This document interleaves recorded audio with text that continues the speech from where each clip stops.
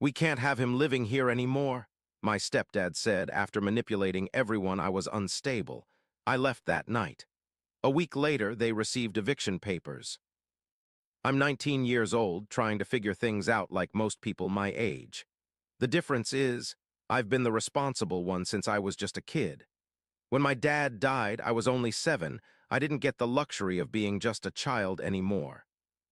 Mom, Sally is her name, she was all I had. For years, it was just the two of us against the world. We had this rhythm, you know? We weren't perfect, but we were a team. I still remember how she'd ruffle my hair and call me her little man, which I pretended to hate but secretly loved. Those memories feel like they belong to someone else's life now. Everything changed when Tom came into the picture. At first, Tom seemed all right. He was smooth, charming, and nice to me when I first met him. But after a while, I realized he wasn't who he pretended to be. He was manipulative, selfish, and I could see right through it. But my mom, she was all in. She convinced herself that she had to hold on to him because he was the only one who'd love her. The more time passed, the more I saw her ignore the things he did to control us. He was a master at triangulation. When I wasn't around, he'd apparently tell Mom how concerned he was about my attitude problem or how I seemed withdrawn. Then when Mom would bring these concerns up to me, I'd be completely blindsided. "What attitude problem?" I'd ask, genuinely confused. "I've barely even spoken to Tom this week." But the seed of doubt had already been planted in her mind. As time went on, Tom's tactics became more obvious to me, though still invisible to everyone else. He'd volunteer to pick me up from school, then conveniently forget until I'd been waiting for an hour. When I'd finally get home, frustrated and tired, he'd be there with Mom, explaining how I must have mixed up the times. "Chris has been so forgetful lately," he'd say with that concerned look. "Maybe we should get him checked for ADHD?" And Mom would look at me with this mixture of worry and disappointment that made my stomach knot up. The worst part was watching how he manipulated my mom. Sally had always been strong in her own quiet way. After Dad died, she held everything together even when she was falling apart inside. But Tom knew exactly how to target her insecurities. He'd praise her for the smallest things. "You're such an amazing cook, Sally. I've never met a woman who could make hamburger helper taste gourmet," making her dependent on his approval. Then he'd withdraw that praise randomly, leaving her scrambling to figure out what she'd done wrong. "You know I love you, Sally," he'd say when she questioned him about anything, "but sometimes you're just too sensitive. That's not what I meant at all." Classic gaslighting. I'd seen it enough times to recognize it, but Mom was too deep in his web to see what was happening. Then came Lindsay, Tom's daughter from a previous relationship. She moved in with us about a year after Tom and Mom got married. At 16, she was everything I wasn't: loud, demanding, and completely entitled. She'd throw tantrums over the slightest inconvenience, yet Tom would treat her like she was a delicate princess who needed protecting. The way Tom turned everyone against me was methodical. He started with my mom, then Lindsay, then extended family and neighbors. He'd tell slightly different versions of stories to different people, creating this patchwork narrative where I was increasingly painted as troubled and ungrateful. To our neighbor, I was a troublemaker who stayed out too late. To my mom's sister, I was going through a phase and giving my poor mother grief. By the time I was 18, I felt like I was living in some twisted alternate reality. The story everyone believed about me had nothing to do with who I actually was. I was still taking honors classes, working part-time at the local grocery store, and had never even gotten a detention. But somehow, in Tom's narrative, I was this disruptive, potentially dangerous presence in the house. The breaking point came on a Thursday night. We were having dinner, one of Tom's mandatory family dinners, where he'd interrogate me about my day while barely letting me get a word in. The tension was thick enough to cut with a knife. Then Lindsay, with this calculated little smirk, dropped her bomb. "Dad," she said sweetly, "Chris made me feel really uncomfortable earlier." I nearly choked on my water. Earlier that day, Lindsay had cornered me in the kitchen when everyone else was out. She'd pressed herself against me, whispering something about how we're not really related, and how it wouldn't be that weird if something happened between us. It was disgusting and creepy. I'd pushed her away, not roughly, just enough to create space, and told her firmly to back off. She'd stormed away, slamming doors like she always did when she didn't get her way. But now, sitting at dinner, she was twisting it completely. The way she told it, I'd been the one making inappropriate suggestions. I was trapped in her lie, and from the look in Tom's eyes, I knew he'd been waiting for something exactly like this. "Listen," Tom said, turning to my mom with practiced concern. "He's 18 now, he's a burden, we can't have him living here anymore." "I don't know," Mom said, her voice weak. "Maybe it's time." Those words hit me like a physical blow. My own mother, the woman I'd helped through her darkest days after Dad died, was actually considering throwing me out based on a blatant lie. She wouldn't even look me in the eye. I stood up, my legs shaking. "Seriously, you're really just gonna let him do this?" I asked her. The silence that followed told me everything I needed to know. She had made her choice, and it wasn't me.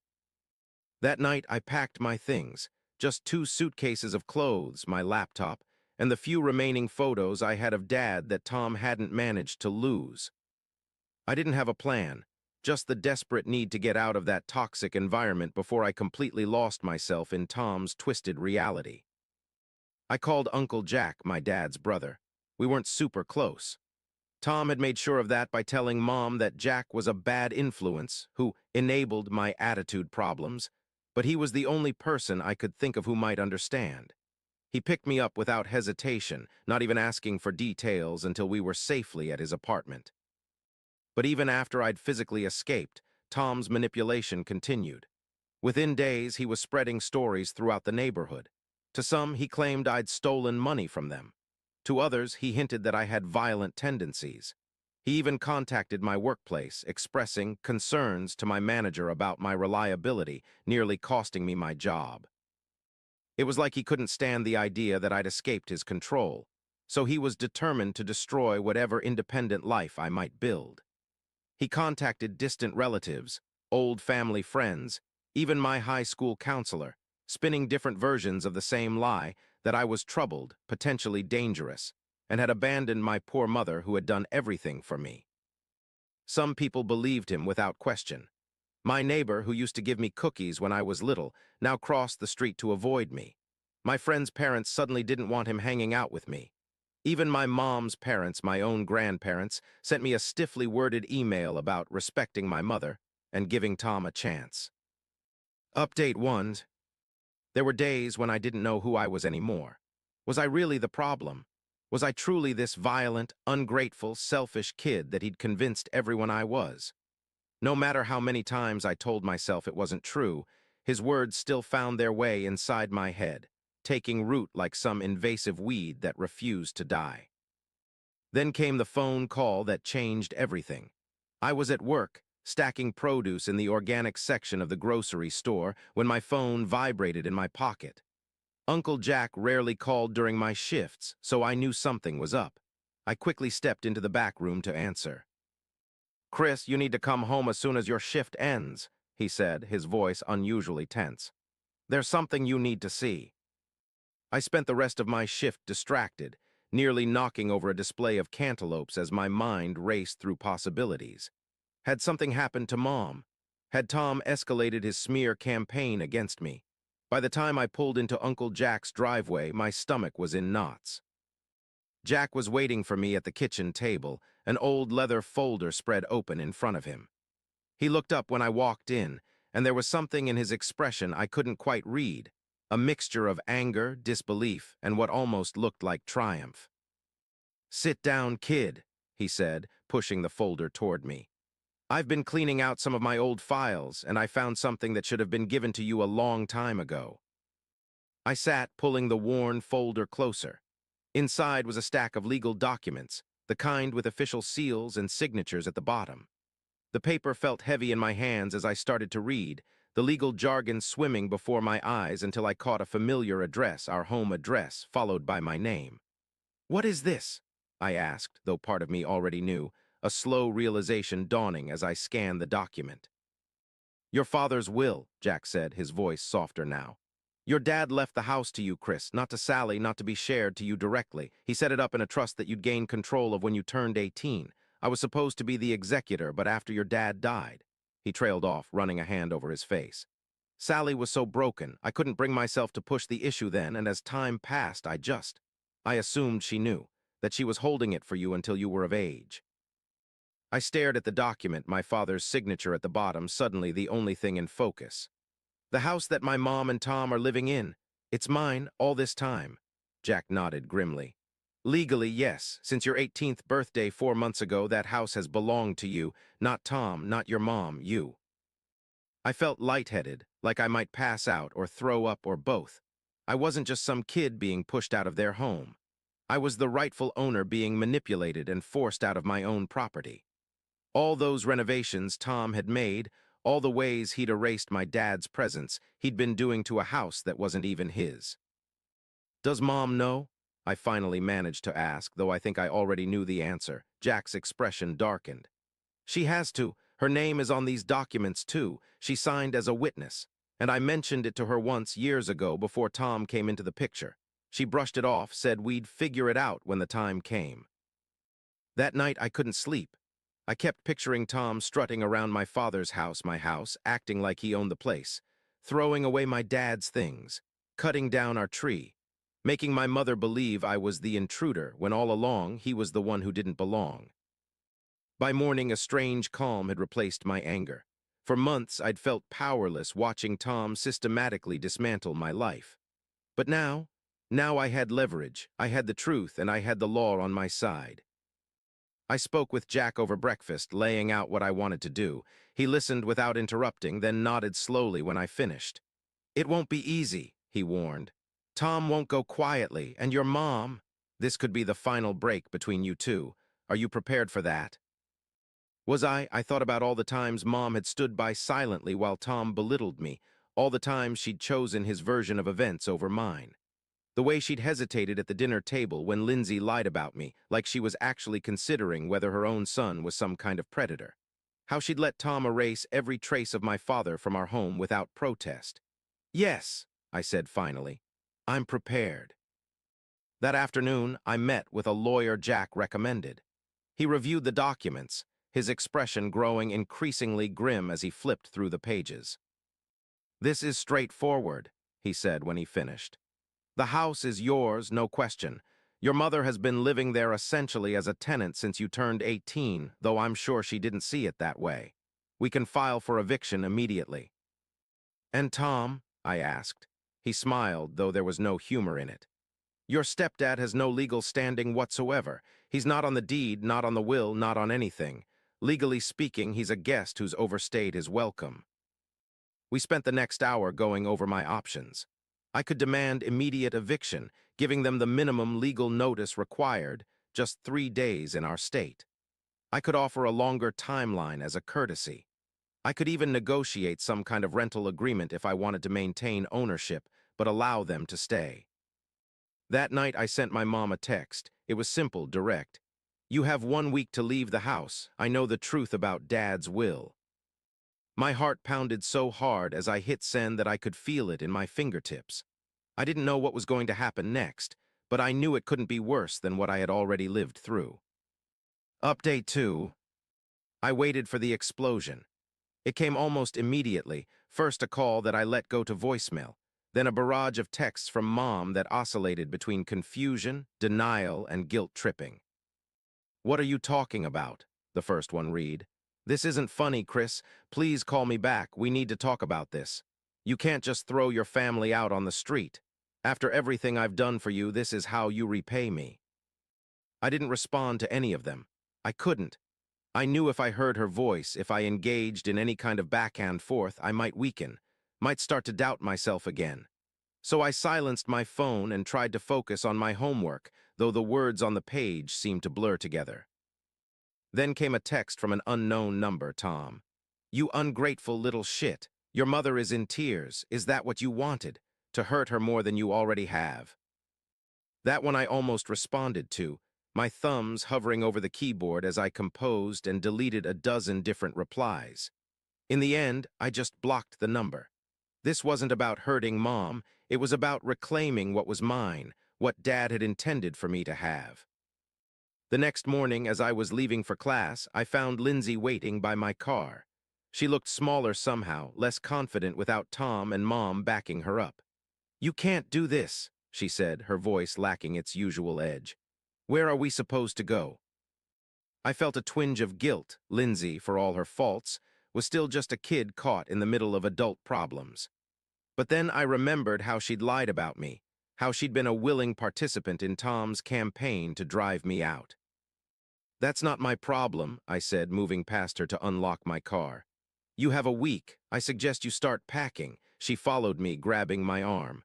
"What if I told everyone the truth, that I lied that night at dinner? Would you let us stay then?" I stared at her, momentarily stunned by the admission. Part of me wanted to say yes, to use this as leverage to clear my name. But another part knew it wouldn't change anything. Tom would just find another way to twist the narrative to make me the villain. "It's too late for that," I said finally, gently removing her hand from my arm. "The house is mine. It always was. That's the only truth that matters now." As I drove away, I caught sight of her in my rearview mirror, standing alone in the street. For a moment, I almost felt sorry for her. Then I remembered the look on her face that night at dinner, the calculated malice in her eyes as she told her lie, and any sympathy I might have felt evaporated. A week passed by both excruciatingly slowly and in a blur. I immersed myself in work and school, trying not to think about what was happening at the house, my house. I'd given the eviction notice to my lawyer, who served it officially. Mom had called Jack hysterical, but he'd stood firm, telling her that this was between her and me. The day of the eviction, I couldn't concentrate on anything. I kept checking my phone, half expecting another barrage of texts from Mom. But there was nothing. The silence was almost worse than the anger had been. It was my lawyer who called me later that afternoon. "They're gone," he said simply. "The locksmith is changing the locks now. Do you want to come see the property?" The property, my home, reduced to a legal term. I drove there in a daze, not sure what I'd find. Would they have trashed the place out of spite?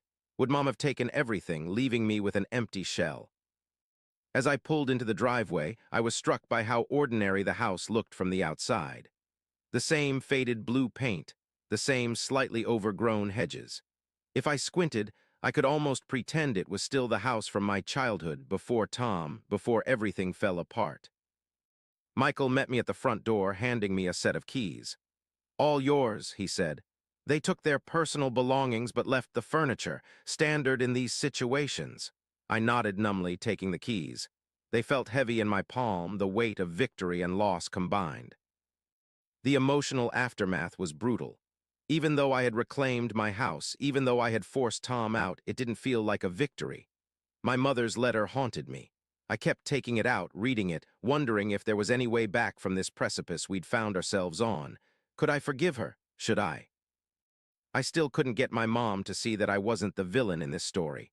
She might recognize her own failures now, might even acknowledge Tom's manipulation, but part of her still believed his lies about me. That I was selfish, ungrateful, the son who had thrown his own mother out onto the street. It hurt more than I thought it would. In my darkest moments, I'd catch myself thinking, maybe if I had done something different. But then I'd remember the truth. This wasn't my fault. This was about Tom manipulating her, turning her against me, and me finally standing up for myself, reclaiming what was mine, what my father had wanted me to have. I spent the next few weeks slowly making the house mine again. I repainted my bedroom, hung up posters, bought new furniture that reflected my taste, not Tom's. I even planted a new maple tree in the backyard, in the same spot where the one my dad and I had planted once stood. As for Tom, he didn't go quietly. He tried to contest the eviction, claiming he'd made improvements to the property that increased its value. His lawyer sent threatening letters, demanding compensation. Michael handled it all with calm efficiency, dismissing each claim as the desperate grasping it was. "He has no legal ground to stand on," my lawyer assured me. "He knew he had no right to that property. The fact that he's fighting it just shows how entitled he feels to what isn't his." Eventually, the threats subsided. Tom and Lindsay moved to another state. I heard from a former classmate that he'd found a new job, a new start. Part of me wondered if he'd find another single mother to manipulate, another family to destroy. But that wasn't my problem anymore. As for Mom, we're not back to where we were. I'm not sure we ever will be. But she calls sometimes, and I've started answering.